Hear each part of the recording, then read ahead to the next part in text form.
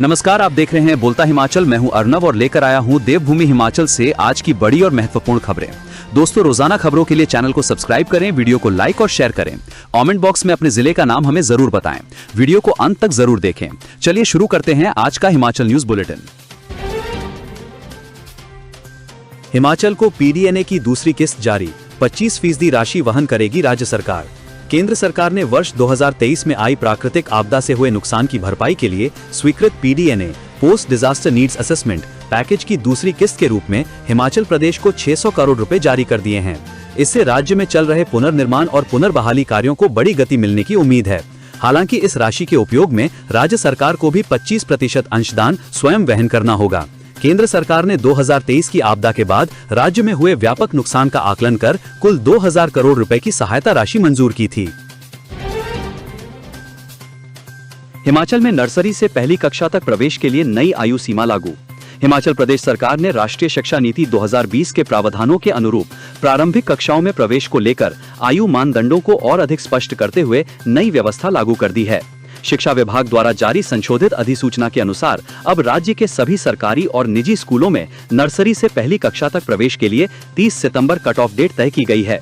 यानी 30 सितंबर तक बच्चे की तय आयु पूरी होना अनिवार्य होगा। इस दौरान सरकार ने इसमें आंशिक संशोधन किया है। ये संशोधन शिक्षा का अधिकार अधिनियम 2009 की धारा 15 तथा हिमाचल प्रदेश आरटीई नियम 2025 के नियम 6 के तहत किया गया है। सरकार का उद्देश्य बच्चों की शैक्षणिक और मानसिक विकास क्षमता के अनुरूप कक्षा निर्धारण करना है।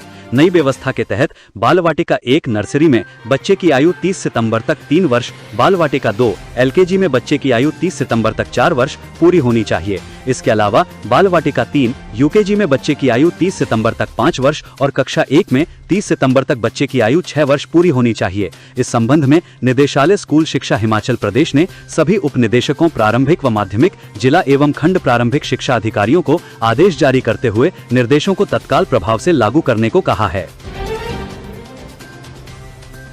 सीएम सुक्खू बोले, सरकार राज्य पोषण नीति बनाएगी, कंडाघाट कंपोजिट टेस्टिंग लैब बनेगी विश्व स्तरीय। मुख्यमंत्री सुखविंदर सिंह सुक्खू ने बुधवार को स्वास्थ्य सुरक्षा एवं विनियमन विभाग की समीक्षा बैठक की अध्यक्षता करते हुए कहा कि प्रदेश सरकार राज्य में पोषण नीति बनाएगी। इस पॉलिसी का मुख्य उद्देश्य बच्चों, किशोरियों, गर्भवती एवं धात्री माताओं सहित सभी संवेदनशील वर्गों को संतुलित एवं पौष्टिक आहार उपलब्ध करवाने के लिए समयबद्ध और प्रभावी कदम उठाना है। मुख्यमंत्री ने कहा कि विभाग की कंडाघाट स्थित कंपोजिट टेस्टिंग लैब को विश्व स्तरीय हाई एंड टेक्नोलॉजी से लैस किया जाएगा ताकि सूक्ष्म और सटीक विश्लेषण और दक्षता सुनिश्चित की जा सके। उन्होंने कहा कि खाद्य पदार्थों की गुणवत्ता और समयबद्ध जांच सुनिश्चित करने के लिए प्रथम चरण में बद्दी, मंडी, कांगड़ा और शिमला शहर में भी क्षेत्रीय प्रयोगशालाएं स्थापित की जाएंगी। सरकार का एक और कठोर फैसला, चिट्टा तस्करी में संलिप्त मिले तो नहीं लड़ पाएंगे पंचायती राज चुनाव। नशे के खिलाफ राज्य सरकार द्वारा चलाए जा रहे व्यापक अभियान के तहत सरकार ने एक और कठोर निर्णय ले लिया है। जो व्यक्ति चिट्टा तस्करी में संलिप्त पाया जाता है वो अब पंचायती राज संस्थाओं के चुनाव में लड़ने से महरूम हो जाएगा। इसके लिए राज्य सरकार की 19 जनवरी को होने वाली मंत्रिमंडल की बैठक में इस प्रस्ताव को लाया जाएगा। यही नहीं, जिन लोगों ने चिट्टे के कारोबार से संपत्तियां बनाई हैं उन्हें नष्ट किया जाएगा और उसे पर बुलडोजर भी चलाया जाएगा। ये बात ग्रामीण विकास एवं पंचायती राज मंत्री अनिरुद्ध सिंह ने बुधवार को प्रेस वार्ता करते हुए कही। हिमाचल सरकार ने दिया पदोन्नति का तोहफा, सतवंत अटवाल सहित 5 सीनियर आईपीएस अफसर बने डीजी, अधिसूचना जारी। हिमाचल प्रदेश सरकार ने पुलिस प्रशासन में एक महत्वपूर्ण कदम उठाते हुए 5 वरिष्ठ आईपीएस अधिकारियों को पदोन्नति का तोहफा दिया है।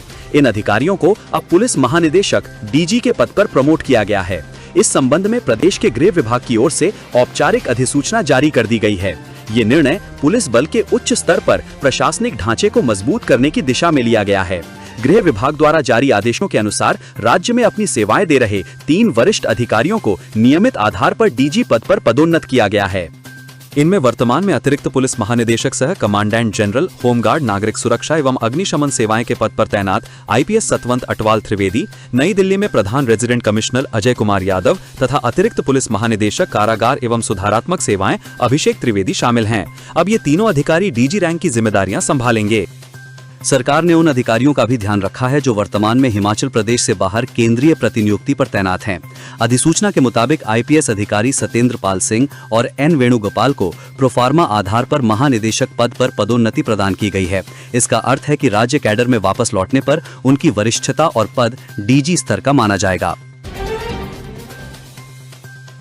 चिट्टा मुक्त हिमाचल अभियान के तहत की 433 कुरियर केंद्रों की जांच। मुख्यमंत्री ठाकुर सुखविंदर सिंह सुक्खू द्वारा शुरू किए गए राज्यव्यापी एंटी चिट्टा जन आंदोलन के तहत प्रदेश पुलिस ने बुधवार को पूरे राज्य में एक विशेष और सुनियोजित जांच अभियान चलाया है। इस अभियान का मुख्य उद्देश्य कुरियर सेवाओं के माध्यम से नशीले पदार्थों की तस्करी को रोकना था। इसके तहत राज्य भर में कुरियर कंपनियों के वेयरहाउस और गोदामों की गहन जाँच और ऑडिट किया गया। प्रदेश पुलिस विभाग के एक प्रवक्ता ने शिमला से जारी बयान में बताया कि इस राज्य स्तरीय विशेष अभियान के दौरान कुल 433 कुरियर सेवा प्रदाताओं की जांच की गई। इनमें सोलन में 43, किन्नौर में 13, सिरमौर में 31, बद्दी में 40, मंडी में 69, कुल्लू में 34, लाहौल स्पीति में 1, हमीरपुर में 37, बिलासपुर में 23, कांगड़ा में 69, नूरपुर में 17, देहरा में 18, चंबा में 22 और ऊना में 16 कुरियर केंद्र शामिल थे। उन्होंने बताया कि जांच के दौरान पार्सल बुकिंग, भंडारण, परिवहन और अंतिम डिलीवरी तक पूरी कार्यप्रणाली को बारीकी से जांचा गया। 3 निजी विश्वविद्यालय का नया फीस स्ट्रक्चर जारी। प्रदेश सरकार ने 3 निजी विश्वविद्यालय के कुछ ही कोर्सेज का नया फीस स्ट्रक्चर जारी किया है। शैक्षणिक सत्र 2025-26 के लिए ये फीस स्ट्रक्चर जारी किया गया है। इसके तहत इटर्नल यूनिवर्सिटी बड़ू साहब, इंडस इंटरनेशनल यूनिवर्सिटी व कैरियर पॉइंट यूनिवर्सिटी हमीरपुर का फीस स्ट्रक्चर जारी किया गया है। जारी नए स्ट्रक्चर के तहत इटर्नल यूनिवर्सिटी बड़ू साहब में पीएचडी प्लांट पैथोलॉजी की फीस अब 65,000 रुपए सालाना होगी।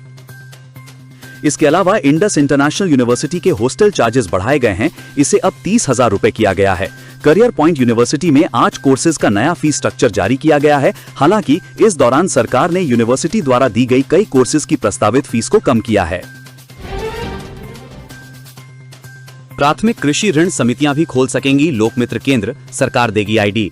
हिमाचल प्रदेश सरकार ने ग्रामीण डिजिटल सशक्तिकरण की दिशा में बड़ा कदम उठाते हुए प्राथमिक कृषि ऋण समितियां पैक्स को common service centre CSC ID देने का निर्णय लिया है।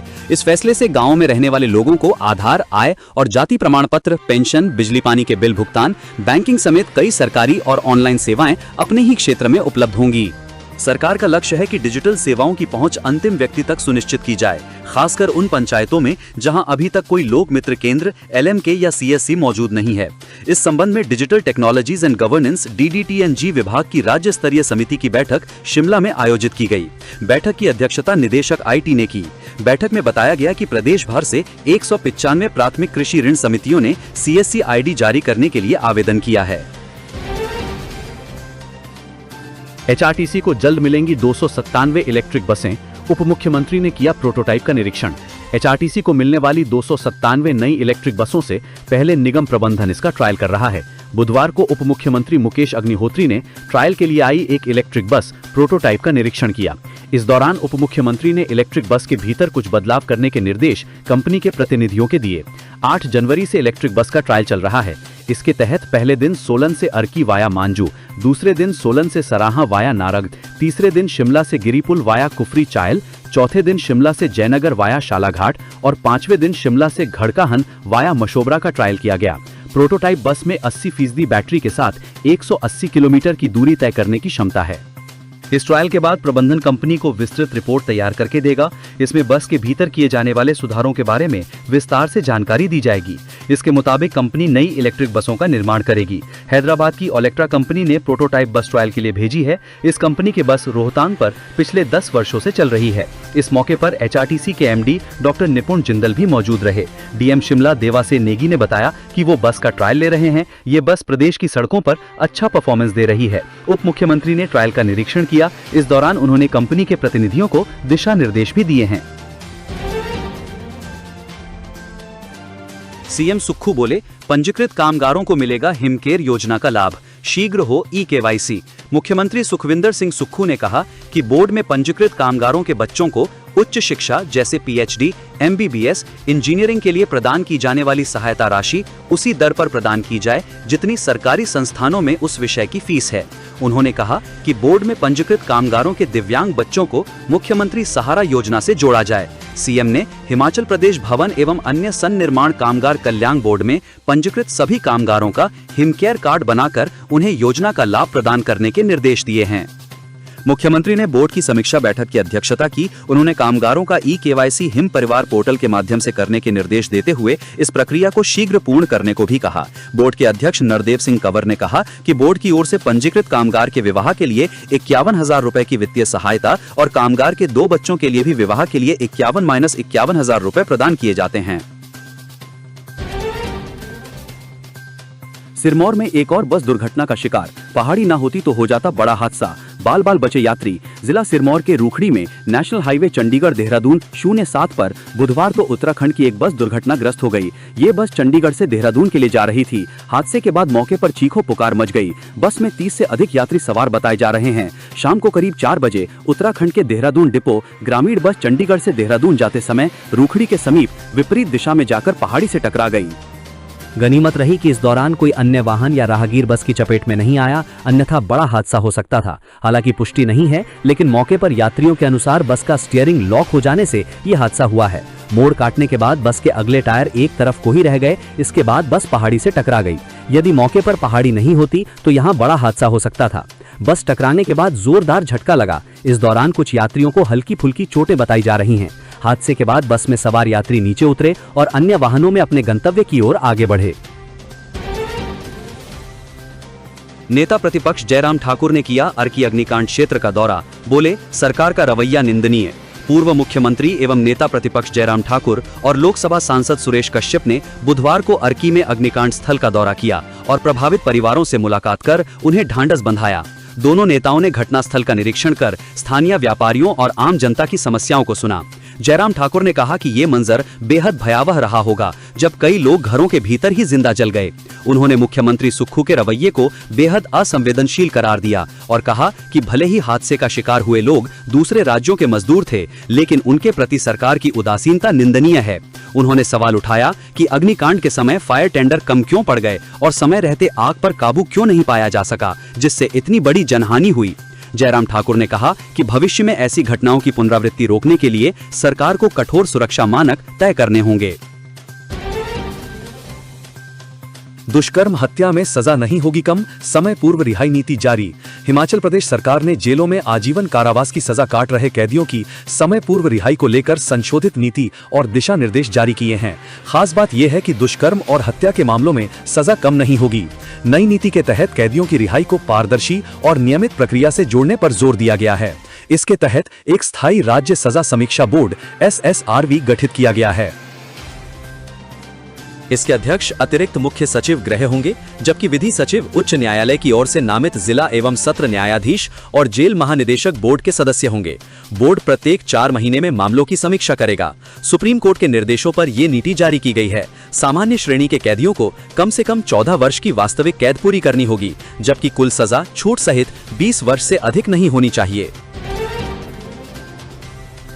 अधिकारियों पर आरोप लगाना ठीक नहीं, हिमाचल कैबिनेट में विक्रमादित्य के बयान पर बवाल। नेगी के बाद अनिरुद्ध सिंह ने भी उठाए सवाल।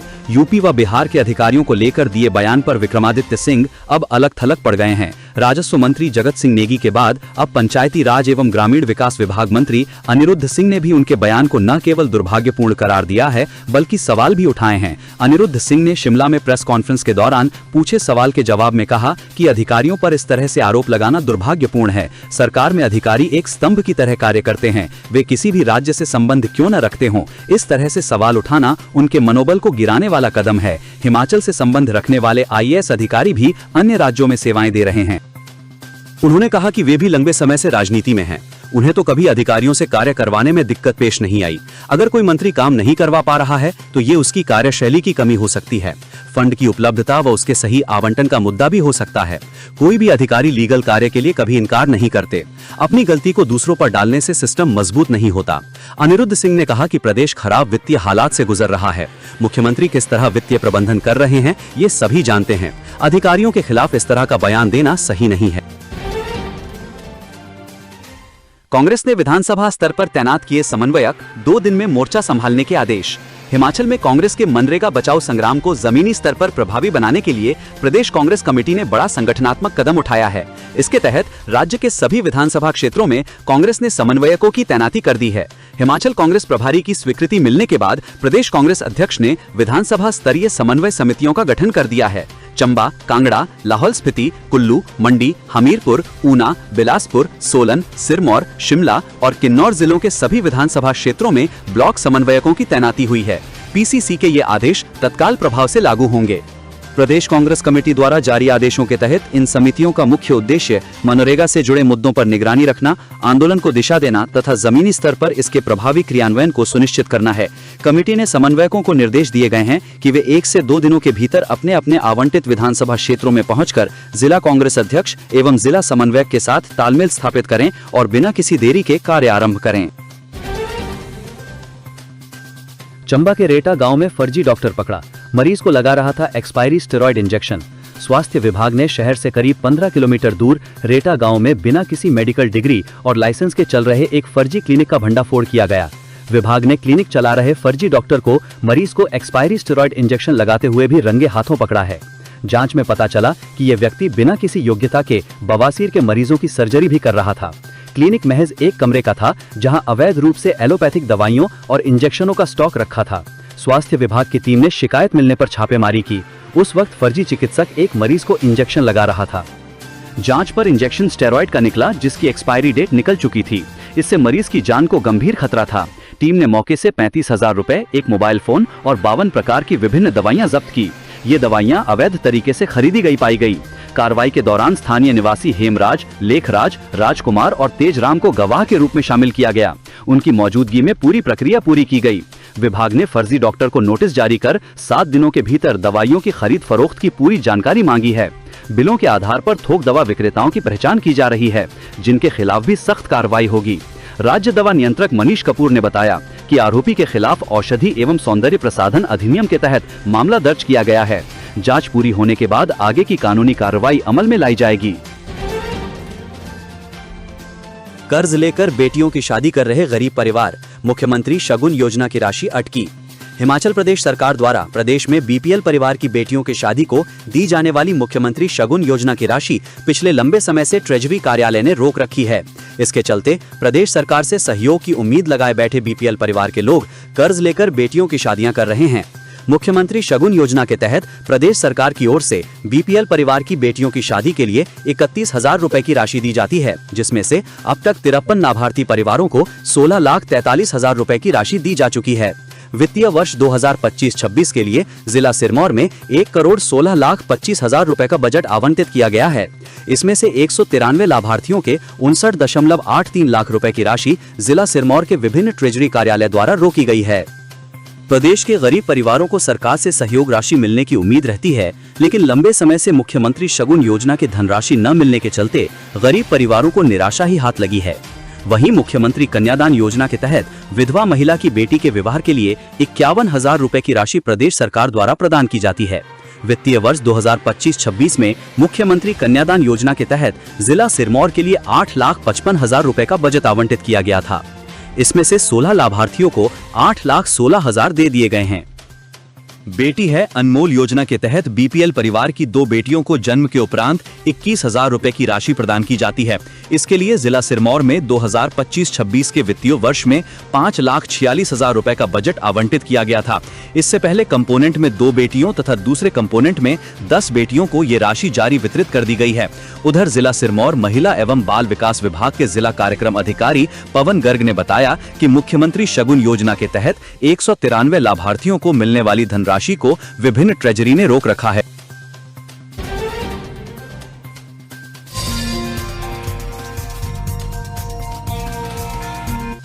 हिमाचल में खत्म होगा सूखा, 16 से बारिश बर्फबारी के आसार।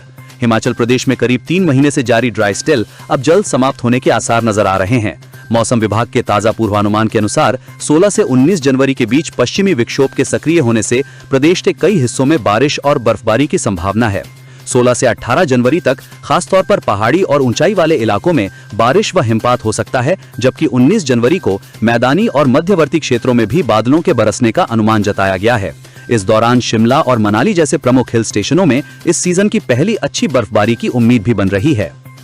हालांकि इससे पहले मौसम विभाग ने 15 जनवरी तक मौसम साफ रहने का अनुमान जताया है, लेकिन इस दौरान घने कोहरे और शीतलहर की चेतावनी भी दी गई है। दोस्तों, बोलता हिमाचल को सपोर्ट करने के लिए इस वीडियो को एक लाइक और कमेंट जरूर करें। साथ में चैनल को सब्सक्राइब करें। धन्यवाद। जय हिंद, जय भारत।